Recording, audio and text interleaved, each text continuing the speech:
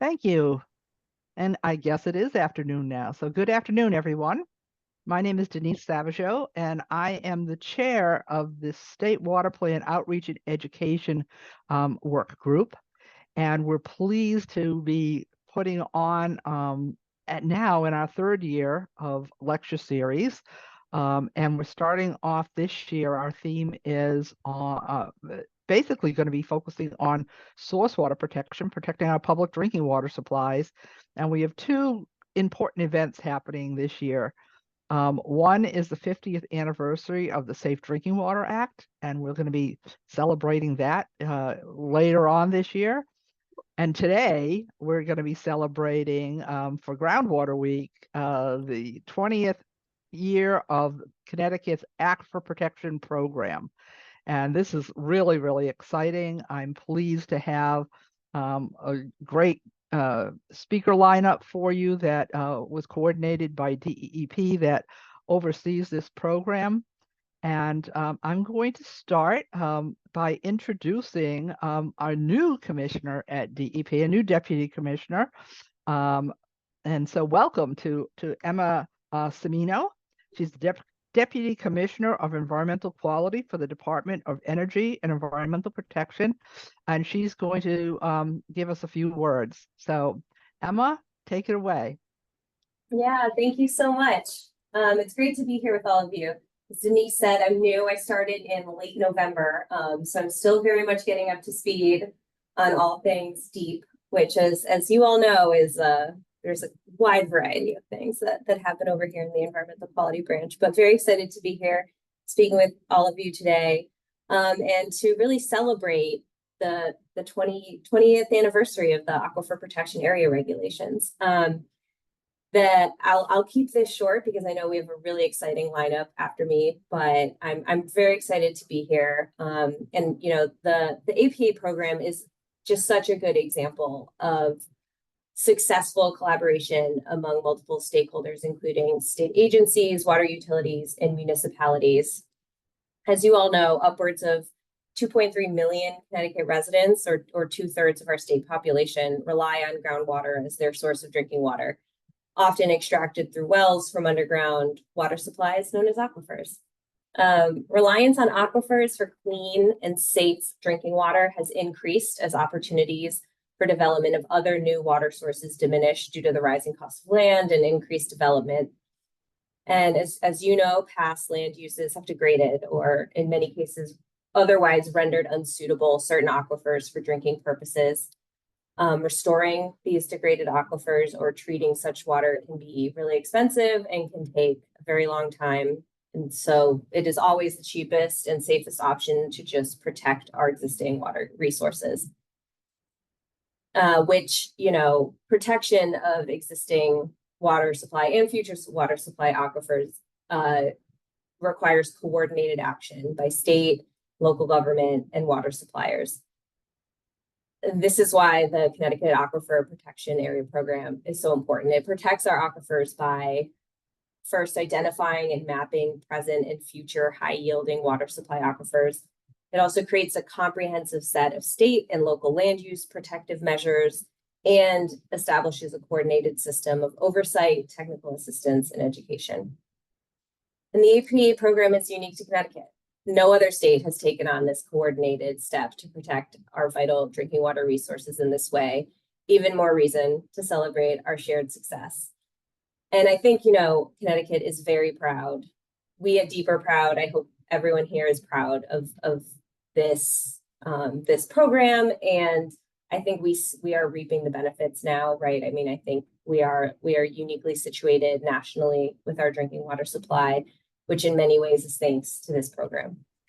And municipalities have always been the centerpiece of these efforts. The important efforts of municipalities implementing this program strikes an important balance between protecting our public drinking water resources while also being sensitive to the individual needs that each municipality faces in terms of conservation and development. So I'm really excited for this webinar today. It's going to highlight these collaborative partnerships and the roles of all the partners that implement the program, their challenges and their successes over the past 20 years that have all built up to a program that really do protect these vital and finite natural resources for the people of Connecticut. So with that, I'll hand it back to Denise. Or maybe Kim. There we go. Just kick it to you, Kim. Thank you. Thanks, Emma. And it's wonderful to have you in Connecticut. It's a pleasure to have you here joining us today. So thank you. And I'm going to just quickly introduce our speakers. I'm going to remind everyone to please turn your camera off if you're not speaking. But we have a great panel, again, that DEEP pulled together and representing different interests in the Aquifer Protection Area. Our first speaker is going to be Kim Zapla, and Kim is a supervising analyst at the Department of Energy and Environmental Protection. Our second speaker will be Eric McPhee, and Eric is a supervising analyst at the Department of Public Health. These are our two agencies that do so much work protecting our public drinking water supply. And of course, we wouldn't have public drinking water supplies without our water utilities. Steve Vitko is our environmental planning manager, or I should say is the environmental planning manager for the South Central Regional Water Authority, South Central Connecticut Regional Water Authority. I'm glad to see you here, Steve. And we also, municipalities play a large role in this. And Alexis Carachetti, sorry, Alexis, I know how to say that name, Carachetti, Senior Environmental Officer and Assistant Planning and Zoning Director for the City of Norwalk.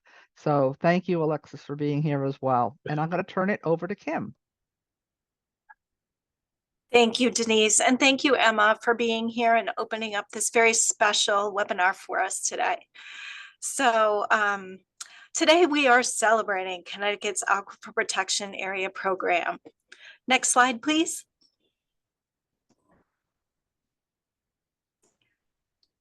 This image represents groundwater, frozen groundwater, but groundwater is difficult to see. But we're celebrating groundwater today. We're celebrating the Aquifer Protection Area Program. It's the culmination of over 20 years of effort involving participation and coordination from many partners that has made the Aquifer Protection Area Program successful. Connecticut's Aquifer Protection Area Program is one of the first and most comprehensive programs of its kind in the nation. The program utilizes a proactive approach to prevent pollution from occurring instead of a reactive approach after pollution has occurred. The Aquifer Protection Area Program's efforts have maintained a healthy balance between economic growth and the need to protect our valuable natural resources. Aquifer protection means making wise choices about land use and development. The program has allowed our state to continue to grow and provide our state with ample supplies of drinking water for now and the future. Next slide. So how did we get here? A little overview of Connecticut's history. Back in 1970s, the public and private wells in Connecticut were found to be contaminated by various pollutants, including hydrocarbons, solvents, and waste oils from nearby land use activities. This included underground storage tanks, gas stations, auto service stations, junkyards, and landfills. In the 1980s, a series of initiatives of both state and federal governments were created to protect groundwaters. Connecticut adopted groundwater quality classifications and standards. A legislative task force studied aquifer protection needs in the mid-1980s, finding that aquifers were a significant source of existing public drinking water and a primary source of future public drinking water. High and moderate yield aquifers were mapped, pollution threats and protection needs were assessed. In 1985, planning and zoning statutes under Connecticut General Statutes 8-23 required consideration of surface and groundwater supplies. In 1986, the Federal Safe Drinking Water Act was amended and required every state to create a wellhead protection program. Connecticut did so in 1990. In 1989, the Aquifer Protection Area Act passed as a result of the task force studies and is known as Connecticut General Statutes Section 22A-354. On February 2nd, 2004, the state Aquifer Protection Area Land Use Regulations were adopted, and state and municipal implementation began. And that's when I joined the agency. Next slide, please. So in 2004, Connecticut took a historic step towards increased protection of public groundwater drinking supplies with the adoption of the statewide Aquifer Protection Land Use Regulations. These regulations became a critical component of the state's Aquifer Protection Area Program. In Connecticut, as Emma mentioned, more than 1/2 of the population, or 2.3 million people, rely, at least in part, on groundwater aquifers for their drinking water supply. At particular risk are stratified drift aquifers. These are in sand and gravel, and these aquifers supply our larger public water supply wells. Despite past protection efforts, many types of land uses had continued to threaten the groundwater quality. And then to address the problem, as I mentioned, Connecticut established the Aquifer Protection Area Program. Today, in 2024, we celebrate 20 years of implementation at the state and local levels. Connecticut's groundwater is being protected.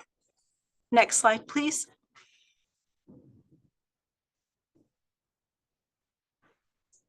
This was our drinking water that was found in the 70s and the 80s, and we have come a long way. We all depend on clean and safe drinking water.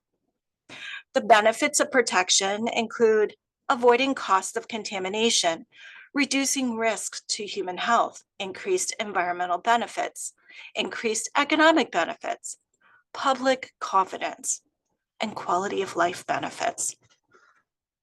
Next slide, please. So the Aquifer Protection Area Program did just that. The purpose of the program is to identify critical aquifer areas that serve large public drinking water supply wells and protect them from pollution by managing land use. Connecticut DEEP, municipalities, and water companies share responsibilities for protection. DEEP is responsible for overall program administration.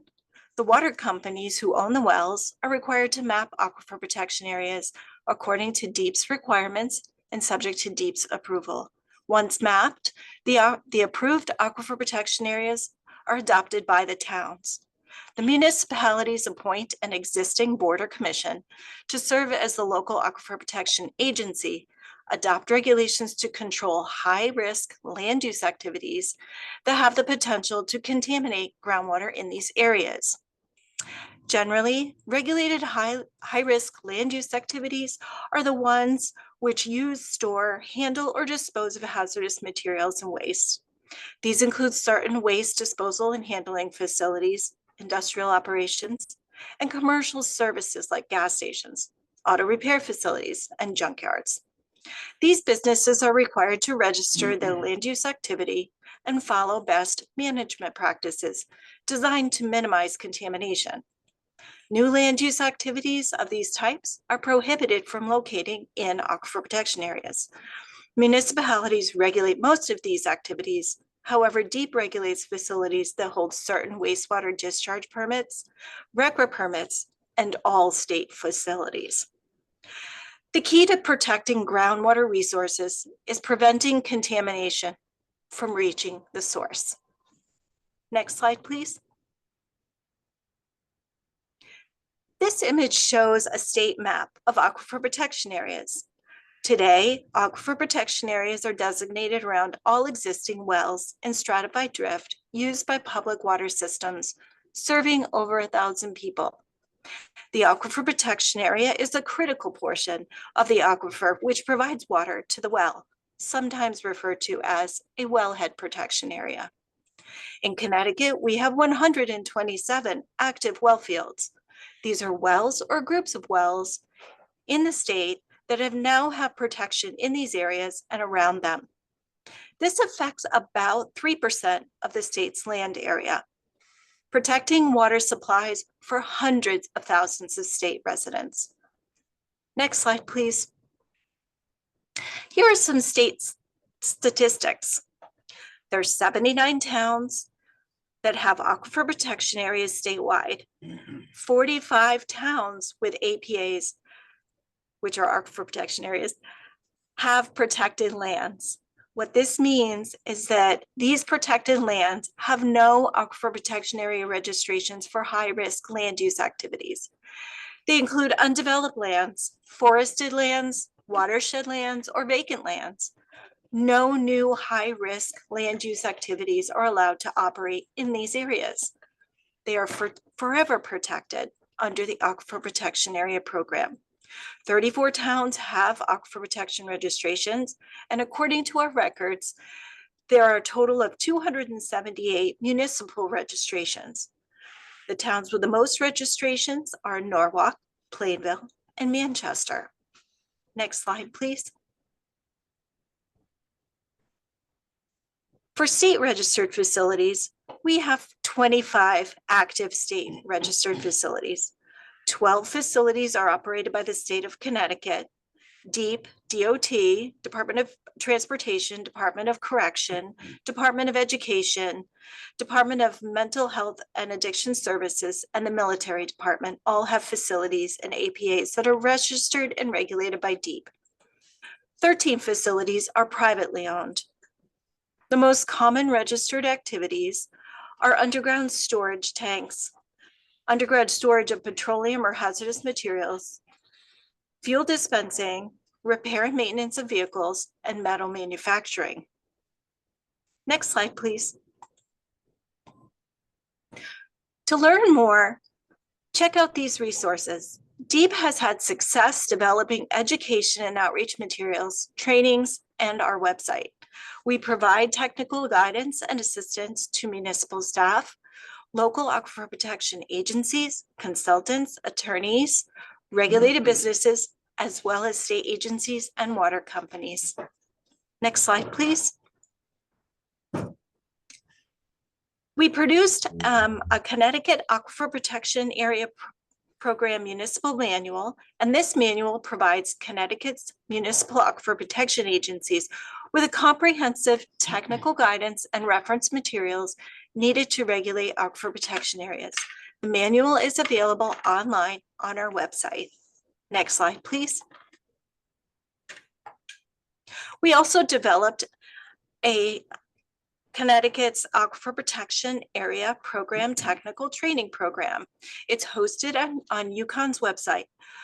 This is a free online course that was custom built to assist municipal aquifer protection agencies and staff to meet the training requirements under the Aquifer Protection Act.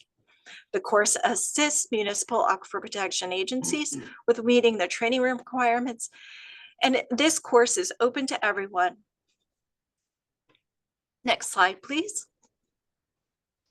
Here is our website address and our DEEP email address. Please feel free to reach out to us if you have any questions, would like some guidance or assistance. We're here to help you. Next slide, please.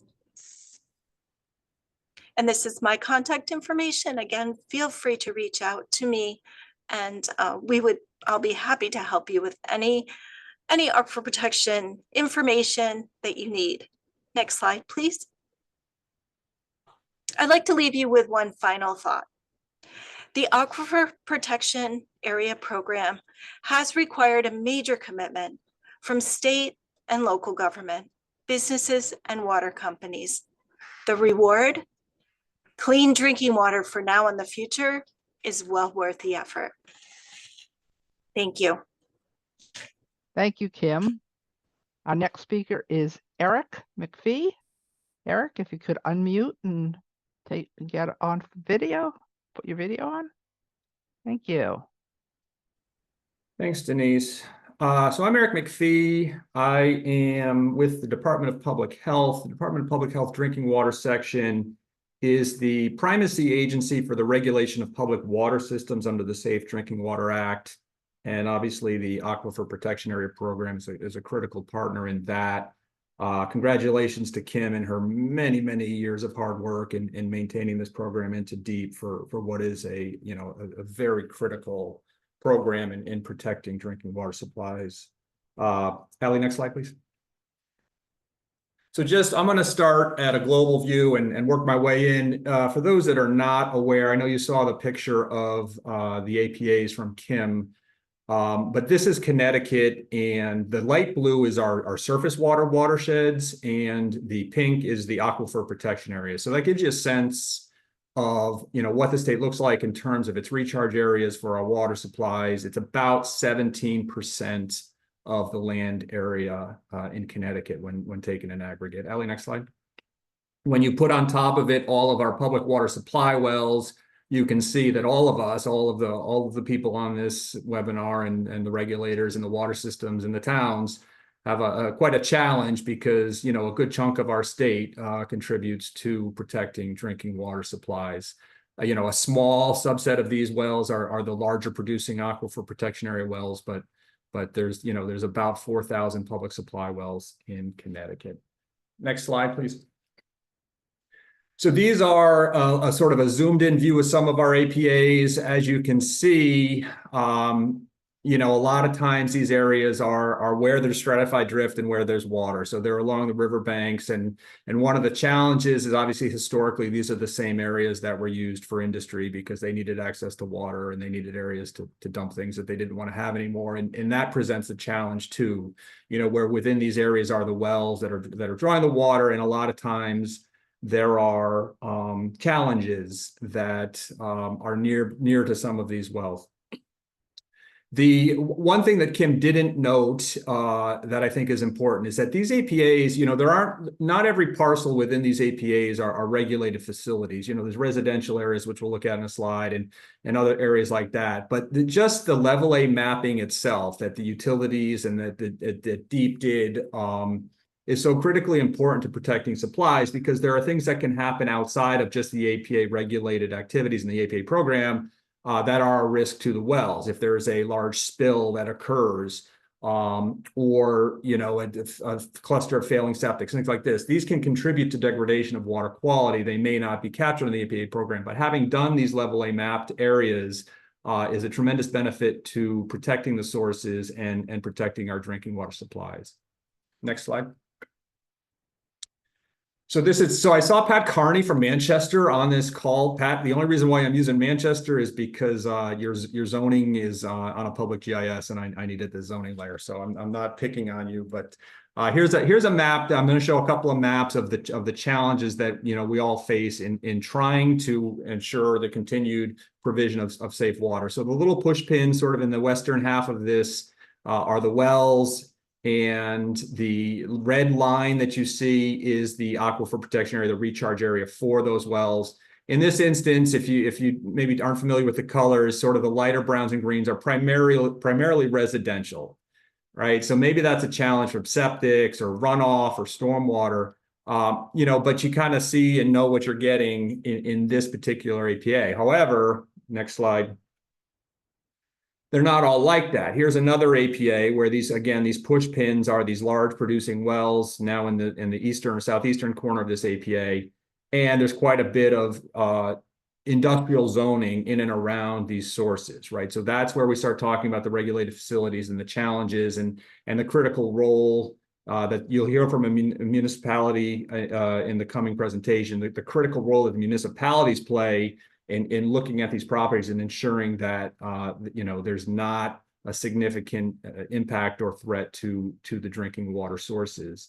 And then another thing just to note on this slide is that APAs don't care about town boundaries, and for even a given well field, that APA might cover several towns, which presents a sort of a logistical and managerial problem. A lot of hard work goes into this program and maintaining the protections that this program developed. Next slide, please, Ellie. So just we were asked to each talk about our roles and to how we all collaborate. I mean, our interactions with DEEP are nearly daily, and we all work very hard together. We work with the municipalities on a very frequent basis to continue to fight the good fight. One thing that we work together on that Kim was involved in as a consultant is a public GIS that's now ready and available for people to use, that looks at every single parcel within our drinking water watersheds that I showed you in the first slide, and also within the APAs. So people can actually look at parcels, and from a source protection perspective, from a land acquisition perspective, we can now continue to do that work and protect the land that's within these APAs. The APAs, Kim didn't mention, is a public map service. So for the municipalities and the water systems that are on this, you do have free access to download and use that information as a GIS. It is updated by Kim and kept up to date. So that's available. But this GIS used, Allie, next slide, used that information and brought in a bunch of partners to evaluate each parcel in terms of how important it is to protecting drinking water quality. And you can see a snapshot of one of the APAs here that shows the different parcels, shows a different ranking, and shows some of the criteria that went into making those determinations. So that product is available. We'll drop the link into the chat so people can go check it out if they'd like. And the takeaway for me is, the critical part to continuing deep in Kim's hard work is to continue to work with municipalities and provide them the support they need to do this, and to continue to walk with the water utilities who are doing the hard work to produce that water for the public. I think that's it. Allie, next slide. So thank you. Hopefully I stayed under my 10 minutes.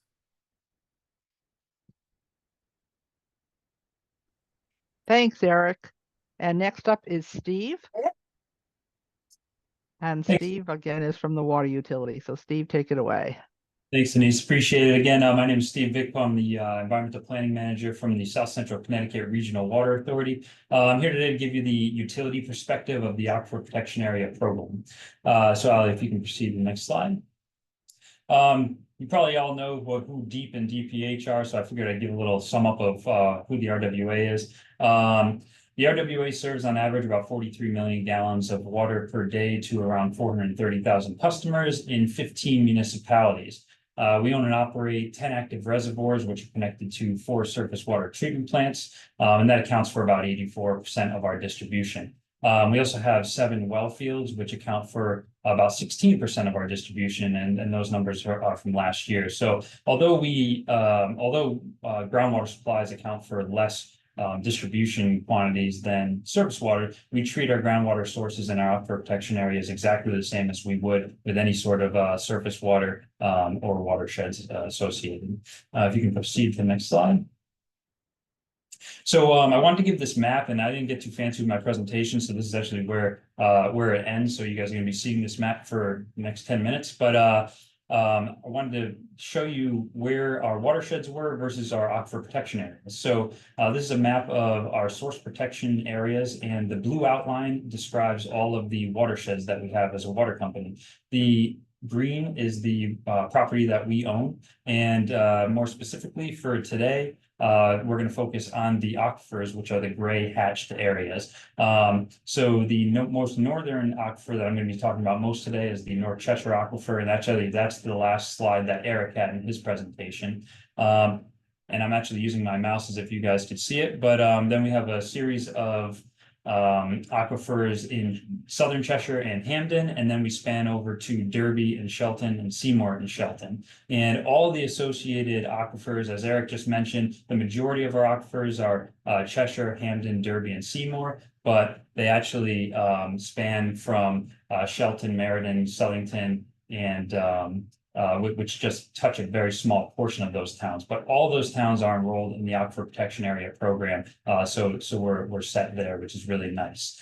So although the aquifers can provide a safe and convenient and reliable source of drinking water, they're also vulnerable to contamination from the overlying land use activities. Hence the reason for these regulations being established in the first place. So just some quick examples of potential groundwater contaminant sources: leaking underground fuel storage tanks, improper chemical storage and disposal, floor drains leading to dry wells, misapplications of pesticides, and hazardous spill materials, just to name a few. So to combat these issues, the Regional Water Authority and many other water companies in Connecticut not only do the inspections for the 1913 B102B of the Public Health Code, which is a regulation of the Department of Public Health to provide a sanitary survey of each year, but we basically extend that sanitary survey to include aquifer protection areas as well. So the amount of time that we're on the aquifers is pretty much the same amount of time per square acre or per square mile as we are on watersheds as well, because obviously there's a major importance to protecting the aquifer just as much as our surface water supplies, and really, you know, as we all probably know on this call today, to remediate something from a groundwater source that's pretty much, we'll call it capped, versus a surface water source is a much different story. So keeping these aquifer protection areas as pristine as possible with limited regulated land use activities on them is only going to benefit the state and our groundwater resources moving forward. So a little bit about the Aquifer Protection Area Regulations and how the RWA was involved from the early stages. We were actually involved in the initial task force, which was set up in 1987, so quite a few years before the state adoption. The RWA participated in the task force and set up the initial framework, and we actually pushed the town of Cheshire to adopt those regulations when the draft state model was released. And Cheshire, again, was one of the first municipalities to adopt those state regulations, the draft regulations, I should say, in 1994. And due to Cheshire joining, RWA and Cheshire kind of became the proving grounds for the regulations and how they were set up eventually. We worked out many of the glitches with Cheshire. I have a few examples, but you know, from in that, let's say, 10-year period, Cheshire and RWA kind of came up with some issues that we found, some glitches in the system, which were all mostly worked out before the statewide adoption in 2004. And in the beginning, Cheshire had a little bit of hesitancy before adopting the draft regulations because of economics, their concerns for economics. But we found that the development in Cheshire didn't really change due to the Aquifer Protection Area Regulations being implemented. And actually, in fact, their industrial development was consistent and may have actually increased over time. But most importantly, I wanted to state that for RWA and for the town of Cheshire, the developments were of higher quality. So they're within those 28 regulated land use activities defined in the Aquifer Protection Area Regulations, which a lot of the residents were also more inviting of these proposed new land uses because they're more heavily regulated, which was better for the town. So it's not only at times better for the water utility, but it's better for the town as well for their economics. And just that quick example, just a couple of quick examples, I should say, of how the glitches that we worked out. You know, there's those 28 regulated land use activities. We need to figure out the gray areas of those regulated land use activities. So there was a machine shop that wanted to come into the Aquifer Protection Area in Cheshire at one point, and even though it was a machine shop, they claimed that they built the machines that build machines. So it was like, were they a regulated land use or were they not? So those were some of the glitches that we had to overcome. Another one was air gas. So they have some regulated land uses, but it's all gas which dissipates. So just some examples of maybe the gray areas that were ironed out in this time frame. So how is a water company actually involved with the Aquifer Protection Area Regulations? As mentioned by Kim and Eric, water utilities are required to provide mapping of their APAs to the corresponding towns in which their aquifer protection areas reside. So RWA has provided all the associated municipalities with level A mapping, and level A mapping is simply, it simply provides a visual of the critical recharge areas for the aquifer, and that way the town can use those to implement with their regulations. And I should say too that the utility is not the regulatory agency in this. It's the towns and the DEEP, that's the regulatory agencies, and the utility coordinates with them.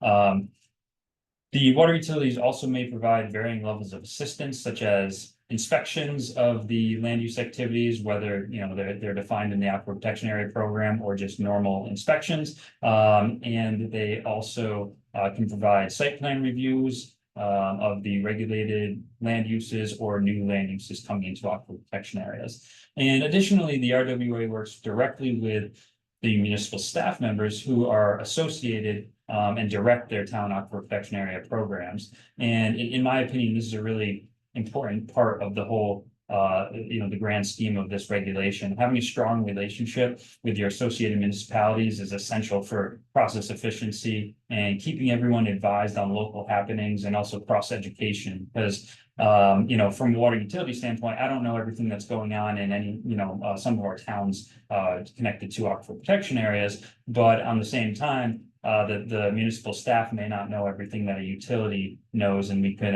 work together and solve problems and allow more businesses to become registered within the program. So, of course, the regulations determine, as I've mentioned a few times, 28 regulated land use activities that are prohibited from inhabiting aquifer protection areas in the future. And the facilities that are already existing prior to the regulatory adoption are grandfathered land uses. But one of the real benefits that we see as a water company for this regulation is if the grandfathered land use goes either out of business, there's a 1-year hold time. I believe it's a 1-year hold time where another party can come in and either purchase as the same regulated land use, or if it stretches past that 1-year time frame, it's no longer a grandfathered activity. The other part of it is if someone purchases the regulated land use activity and changes it to something non-regulated, then it becomes a non-regulated. It's not grandfathered in anymore, so it cannot be a regulated use thereafter. So just a few things that have helped us out throughout the years in all of our towns to some degree. One, with any regulation, there's also potential shortcomings. We have found that a lot of the registrations have lapsed, so we're doing our best to work with the towns to get those regulated land use to re-register so that they continue following the BMPs and continue helping out with the program. And of course, we continue to monitor all the sites coming in. And if we have any questions for that, we rely on Kim, which Kim and her team have done an excellent job over the past years and years of this program to help us out as a water utility. So for the utilities that are watching, please contact Kim and her crew to with any questions that you may have, because we've sorted out so many issues with her over the years, and Deep has been a very, very helpful hand in this whole thing. So that's all I have for you today. I'm going to turn it over to Alexis now. Thanks, Steve. Alexis Carachetti, giving the local perspective. All right, so this is the municipal perspective.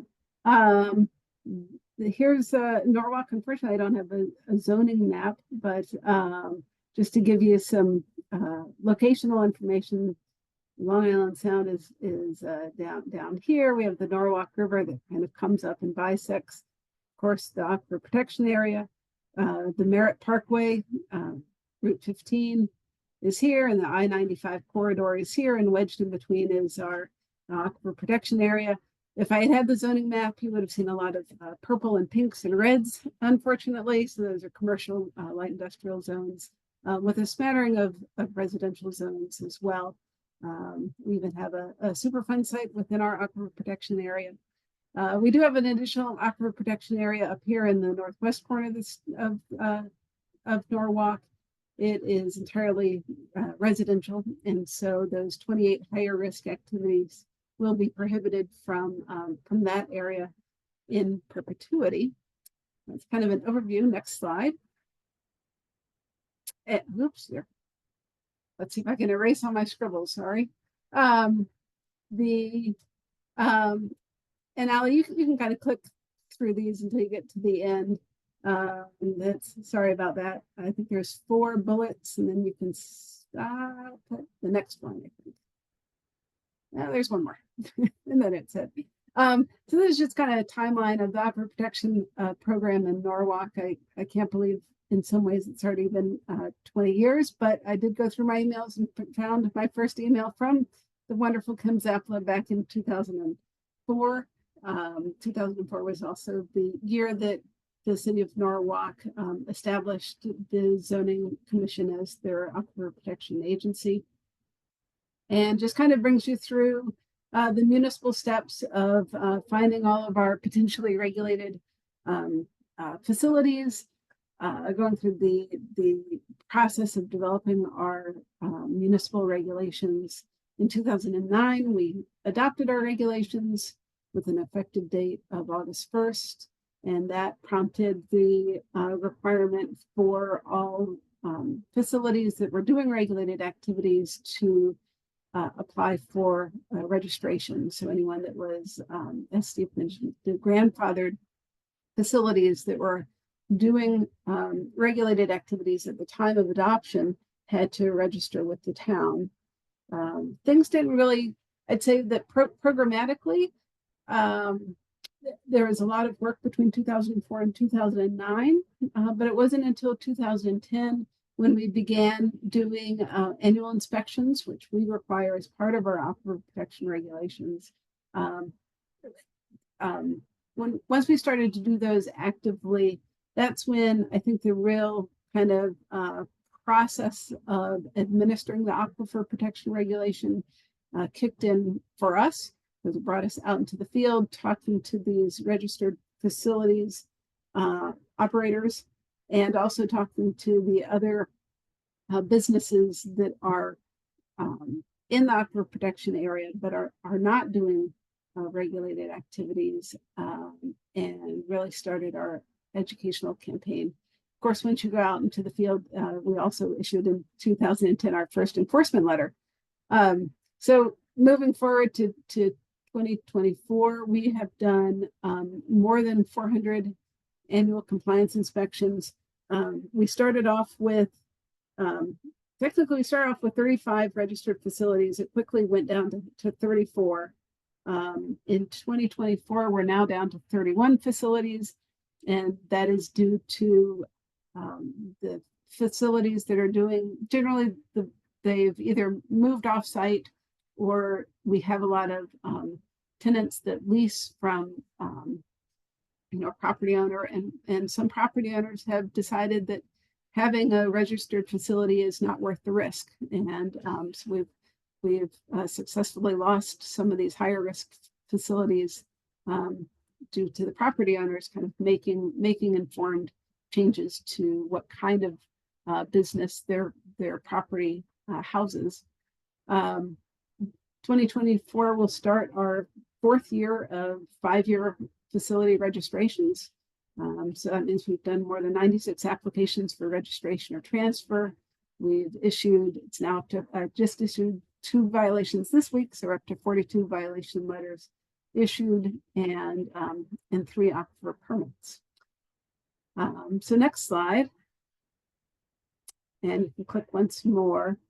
And I really just wanted to focus on the annual inspection and kind of acknowledging that the municipal administration of the Aquifer Regulations is really where the boots hit the ground, and municipalities best serve the aquifers by getting out into the Aquifer Protection Area and just inspecting and making sure that facilities are compliant. This is a photograph of a registered facility who, in all their paperwork, they swear that they are doing all the best management practices.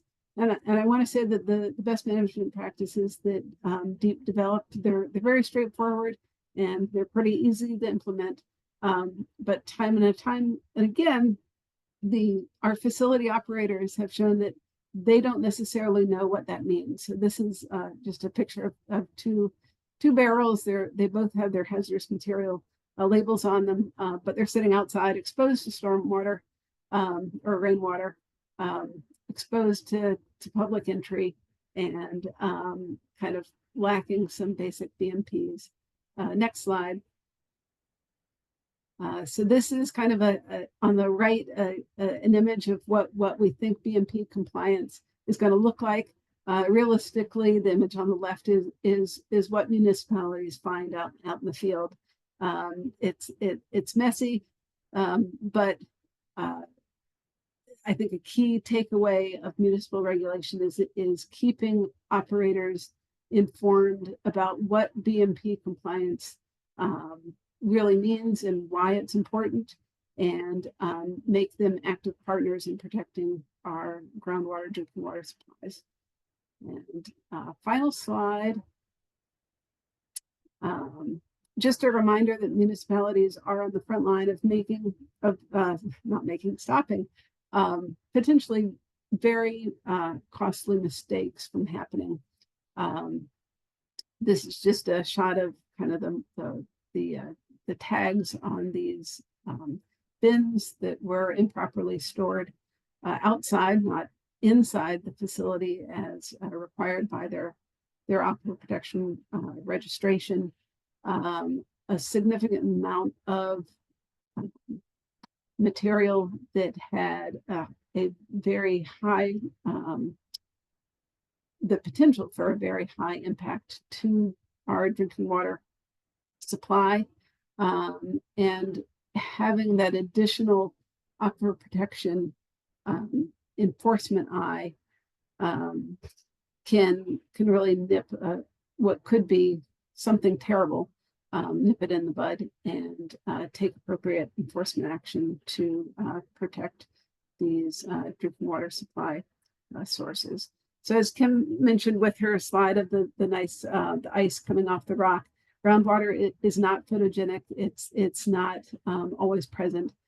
It is always present. It's not always obvious, especially to facilities operating in the Aquifer Protection Area.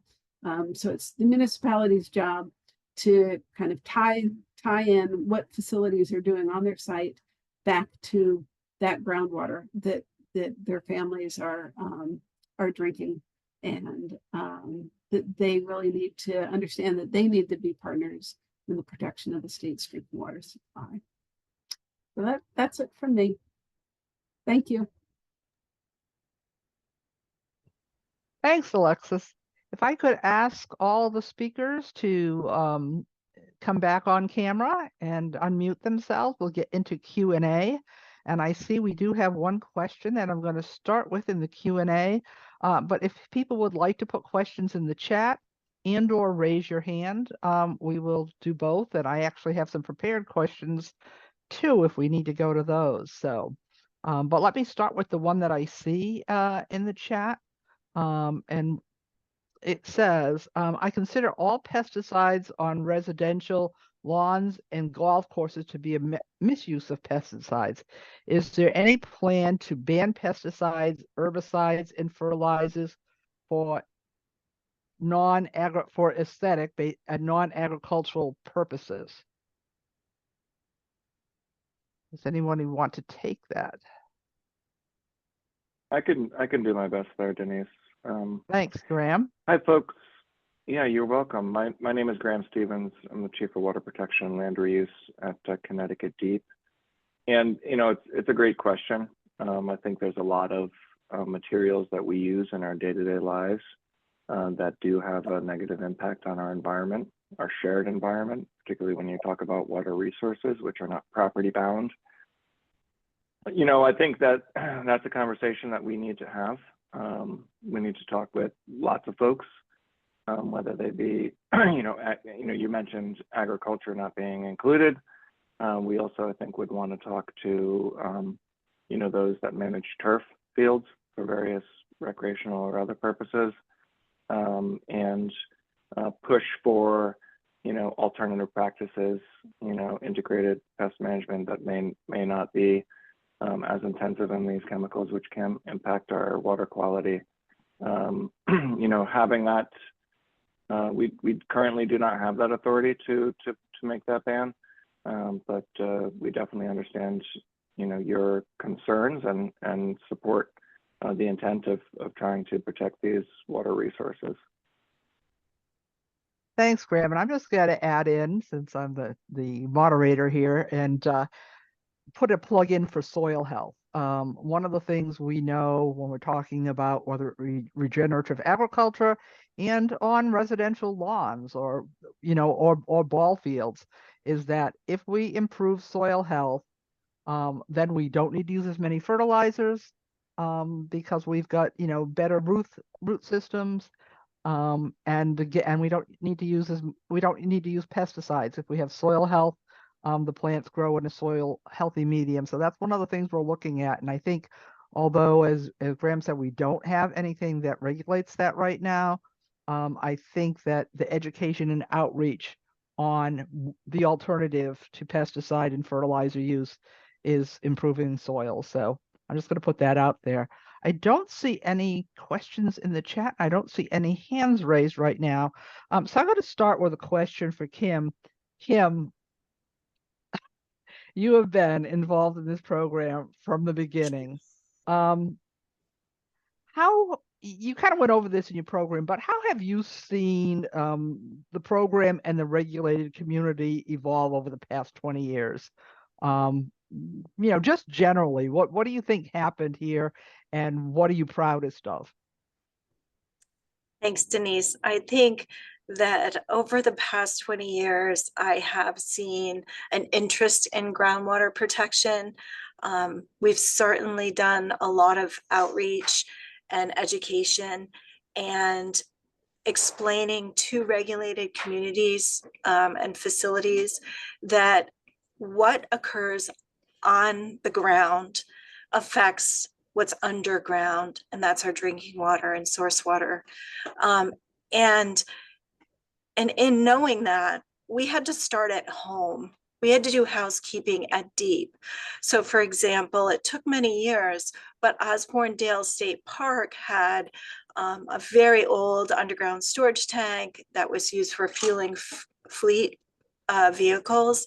And it took a long time for us to realize that rather than replace it, even with an above ground storage tank, the best option would be to remove it. And just last year, the project was completed. So for me, that's a success. We have removed a high-risk activity at one of our state parks. So housekeeping begins at home. We've also seen our sister state agencies that are regulated move their salt storage, which was outside and exposed to elements, moved them inside and protected from stormwater run-on and stormwater runoff. And I think education and outreach and having that conversation has really made our program successful, and that's what I've seen evolve over the past 20 years. So great question. Thank you. Thanks, Kim. And my next question is going to be for Eric. And Eric, thank you for putting the clear source water program in mapping program in the chat for you. Eric, the Department of Public Health is charged with source water protection. You're the ones who run it. Could you talk just a little bit more about how this fits into your larger source water protection program, maybe the Source Water Collaborative, how this all puts together? Yeah, I mean, I think everyone is sort of charged with source water protection. I wouldn't want to shortchange the hard work that the utilities do and the towns do. We, we try to just maybe herd the sheep a little bit and make sure that we're not spinning our wheels, and that instead of doing individual efforts, it's more of a collaborative effort, and that all of the different people that have an interest in protecting drinking water sources work together. So I think that, I mean, I could list off 50 ways that we work with DEEP on that. But, like I said before, I think something that's so critical is just to have these delineated level A areas, because it gives you sort of a footprint to be able to look at where you would want to concentrate your efforts, and to know, which properties contribute to drinking water and drinking water quality. We don't have that for the smaller wells with any kind of scientific accuracy, and the challenges there are significant. So it's really nice to have those delineations. It gives you a good foothold on making these efforts. Thanks, Eric. And my next question is going to be for Steve. From a water utility perspective, and your role of providing technical support to the regular community, how has that role evolved over the years? And are there any challenges that you're seeing now that maybe we didn't see a couple of years ago? Yeah, so one of our goals, as I mentioned in the presentation, is to develop the strongest relationship possible with all the municipalities, not just in our watershed lands, but also within the Aquifer Protection Area municipalities as well. And like I mentioned, it's really important to keep that conversation going because it dovetails perfectly into the Aquifer Protection Area Regulations. You know, the towns that are already signed up for the program are the regulators along with DEEP, and then the utilities correspond with them by giving them the level A mapping. And also we need to keep those conversations going on which regulated uses could possibly be looking at potential implementation on an aquifer protection area. They need to loop us into the site plan procedures as to reviewing those site plans, and also determining if those land uses are in fact regulated land uses, which sometimes, as I mentioned, there are gray areas in there, which is where we rely on DEEP heavily to weigh in and say, we present them with the land use activity and they say, yeah, this is a regulated land use, or we need to discuss this further, or take a site visit to a location or something like that. So I think the communication is a really big aspect of it, and keeping those municipal contacts, in your back pocket, because there are turnover just like anywhere at municipalities. So keeping that line of communication as clear and concise as possible is really important. And we found that way is, we do our inspections as a water company, the town does their inspection as a municipality. Sometimes we do joint inspections, but without that collaboration and that constant feedback back and forth, the program may suffer a little bit. Great. And I just have one last question for Alexis. And I do see we have a question in the chat, which we'll get to. But Alexis, before we get to that one, what advice? I mean, you've been on the front line. And I work for municipality. You know that I worked for municipality for 20 years, and that municipalities are on the front line. What advice do you have for other municipalities in terms of Aquifer Protection Area programs who want to improve their compliance? Where could they start? I recommend that all municipalities consider an annual compliance inspection being integrated into their their process rather. So obviously there's kind of two components to municipal regulation. In my eyes, there's these grandfathered facilities that you need to come up with a way to track them over time. The Aquifer Protection Regulations are kind of unique in that there's this required 5-year re-registration process. So you can't register once and then kind of forget about them. You have to continually check up on them, make sure that they know what they're signing, what it looks like in real life, and then have them re-register every 5 years. And then on the flip side, there has to be a process set up so that municipalities are checking incoming tenants or incoming new businesses to confirm that they aren't doing operations that are prohibited by aquifer protection because they aren't grandfathered. Annual inspections and really kind of thinking through your process so that aquifer protection is kind of embedded into the municipal process. Right, thanks, Alexis.